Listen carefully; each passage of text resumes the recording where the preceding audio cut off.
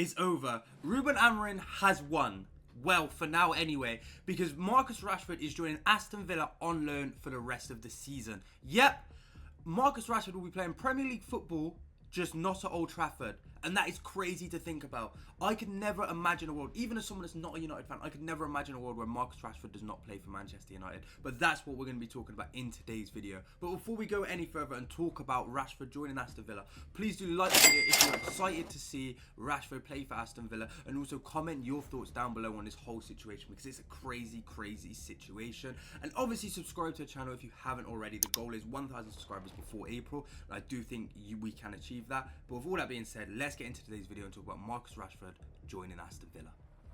So Marcus Rashford has joined Aston Villa on loan, and it is still crazy to think about and weird to say out loud, but it's a reality. We're in 2025 and the transfer window is moving like FIFA career mode, because wow, Marcus Rashford not playing for Manchester United and not playing for Manchester United in the Premier League is crazy, but it's where we're at. And it's something that you could see coming for a long time. Not him playing for Villa and him still playing in the Premier League, that actually is a bit mental. But him leaving Manchester United, it has been something that's been hinted at for years.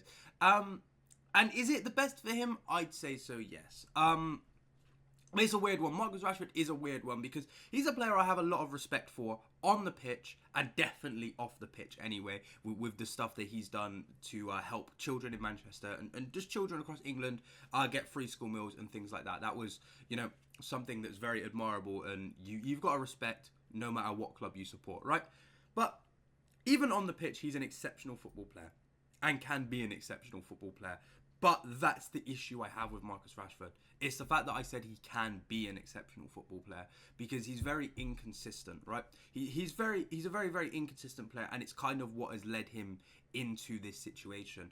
And I'd say he's a victim in this situation, because I think some of the criticism that Rashford gets is undeserved, and he is used as a scapegoat by United fans. And I think United will now figure out that they were very lucky to have Marcus Rashford, because you don't usually get someone that will give their all for a football club for over a decade, and that's what Marcus Rashford has done. Ever since he made his debut against Arsenal, he has been one of their best players. He is the best attacker Manchester United have had post Sir Alex Ferguson. You look at Cavani, you look at Ronaldo, you look at Ibrahimovic, you look at Depay, you look at Greenwood, you look at Elanga, you look at all of these players, you look at Martial. Who's been there the whole time? Who was there the whole time? Yes, it was Marcus Rashford. He was the one, he was the constant. He was inevitable. Why? Because of the potential he had, because of the ability that he had. And even just 2 years ago in the 2022-23 season, he was having an outrageous end to the season, and people were saying that Marcus Rashford was finally back. So it's not that he's been bad for a while, because he came back into form just 2 seasons ago.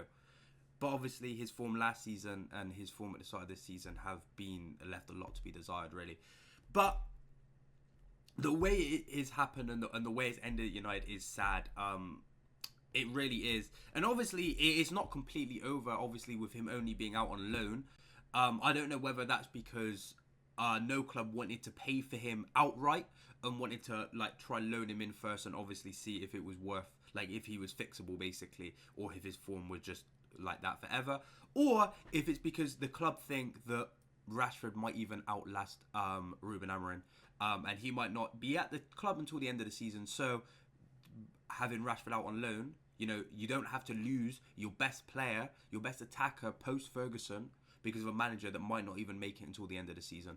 You don't know. You know, those are just two possibilities. But when you look at Rashford, and you look at the situation with Amorim, obviously there are parallels and similarities between the situation between Sancho and Ten Hag, because it's very similar, and it's very strange for something like that to happen twice at a club within 3 years. So that shows that there really is something wrong at United, whether that be the managers that they bring in that have a certain arrogance about them, or it might be just because the dressing room is toxic, which has been reported over the last few years, with things seemingly getting better for a little bit, but now we seem to be back at square one.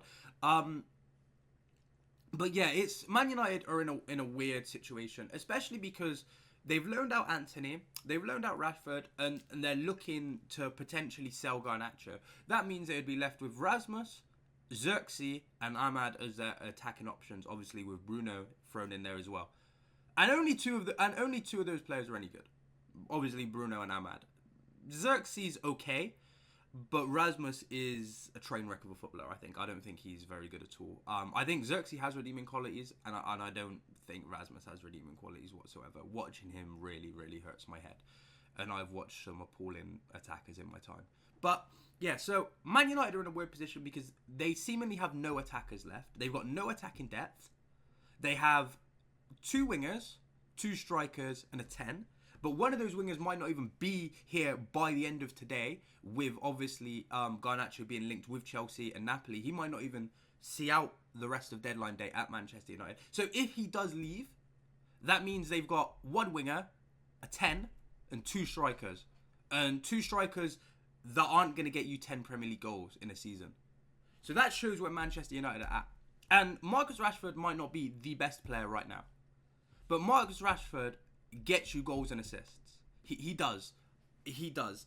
Whether that be he just scores, he pops up for a 2, 3, 4 game run and gets 6 goals, 2 assists, he gets that. He gets that. He can guarantee you goals and assists at some point. He might not be the most consistent player, and that is my biggest criticism of Rashford. He is not the most consistent player, but he can get you goals and assists. He's like Sterling. He's a lot like Raheem Sterling in the sense of it's inevitable that he is going to have goal contributions.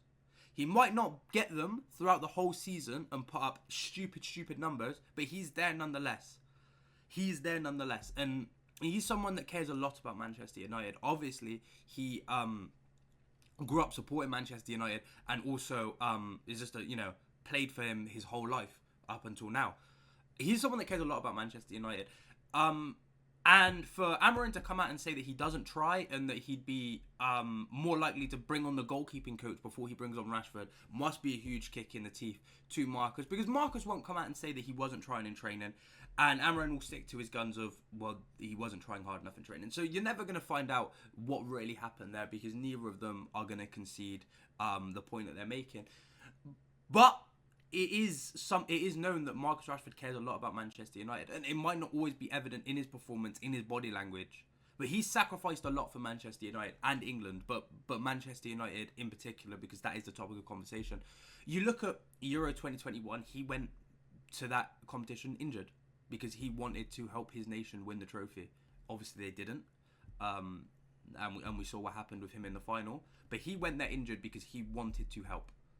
He has played through injury time and time again at Manchester United because he has been their sole outlet. He has been the man they've relied on in tough times. Obviously, that's not the case right now. That is Bruno Fernandes. But there have been many times where they've looked to Marcus Rashford for inspiration, and he has played through injury. He has done a lot and sacrificed a lot for Manchester United. And I do feel like he needs to be treated with more respect. Even if he's not in good form right now, he deserves to be respected for the things that he's done for Manchester United, because he is proper Manchester United. You look at Lingard, right? Because this move has a lot of similarities to Lingard going to West Ham, right? You look at that situation. I don't think Lingard was ever very good for Manchester United. Obviously, he scored big goals at Wembley in cup finals, and I think in the Community Shield as well. He scored big goals at Wembley for Man United, but I never thought he was very good. So it was a huge shock to me when I saw the performances he was putting up at West Ham. And then it was an even bigger shock to me that he didn't take West Ham up on a permanent move and went back to United to try prove himself and have it all go wrong. And now we see that he went to Forest, that didn't work, and now he plays football in South Korea.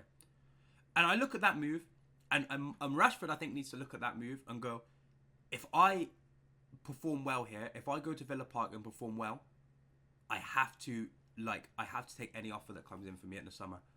Because I don't think, no matter how well he plays out on loan, that form cannot be replicated again at Manchester United for Marcus Rashford, I don't think. I think as hard it will be for him, as someone that loves that club a lot, I think he has to move on from Manchester United, because there's a lot of pressure on Rashford at Manchester United. There's a lot of unneeded pressure as well, because of how much they've relied on him, because of how high profile he is, because of how much he's used as a scapegoat. There's a lot of pressure on Rashford at Manchester United. So if he can get back to form at Villa, and Villa offer to sign him, he should take that. He should bite their hand off at that offer.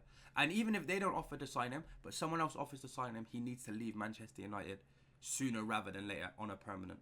He just needs to leave, and no matter how hard it's going to be, because obviously, us City fans, I would not want to see Foden play in any other kit, especially in the Premier League. And I can imagine he wouldn't want to. Same with Bukayo Saka. And it's kind of where Liverpool are with Trent at the moment. Like, he's going to look to be going to Real Madrid at the end of the season. That's crazy to think about.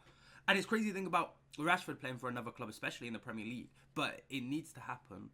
And he needs a permanent move away from Manchester United, because Manchester United are doing him no favours. You look at Jadon Sancho, right? He was excellent at Dortmund. Comes to Manchester United, not great. Has a public falling out with Ten Hag. Goes back on loan to Dortmund. He plays well. Comes back to Manchester United, and then bam, misses a penalty in the Community Shield. And then he's straight back out on loan to Chelsea. And he's not lighting the world on fire at Chelsea, but he's clearly enjoying his football again. And he's playing, not the best, but he's still playing good. And I think he's a good football player, and I think he can get back to his best. And it just involves moving away from Manchester United. Manchester United is not the place for Marcus Rashford and Jadon Sancho. And if they can both get their move away, a permanent move away, I think it's the best for their career. And I really do hope that Marcus Rashford especially succeeds after leaving Manchester United. But with all that being said, please do let me know your thoughts on the situation down below. This is a bit of a off-the-cuff video. There wasn't really much research that went into this. It was just something I wanted to talk about because I just think this move is crazy. The fact that this move has happened, the fact that Marcus Rashford will be playing in the Premier League, but not for Manchester United, is mental. And I wanted to get everybody else's thoughts on it. So please do leave your thoughts on the situation down below, especially if you're a United fan and also a Villa fan. Please do let me know how you feel about Marcus leaving United, if you're a United fan, if there's any hard feelings towards him, and if you think it's the right decision. And Villa fans, let me know if you think he's going to light the world on fire at Villa Park for the rest of the season.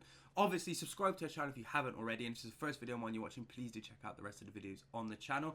I'm not wearing a stupid sling in the rest of them, don't worry, but you will have to put up for this for the next 4 weeks, so you only get the hand gestures and me talking my hands with just one hand, unfortunately. But again, with all that being said, I've been Nathan. I'll see you in the next one. Peace. Shut down cases. They belly dots to the can't see faces. Chasing the bad guy chase it. You don't wanna be the one like Ace and like G-Take trying to turn them out wasted. Aye, tell a bad bitch come break it. Body come mad, come shake it. Then get back to the basics.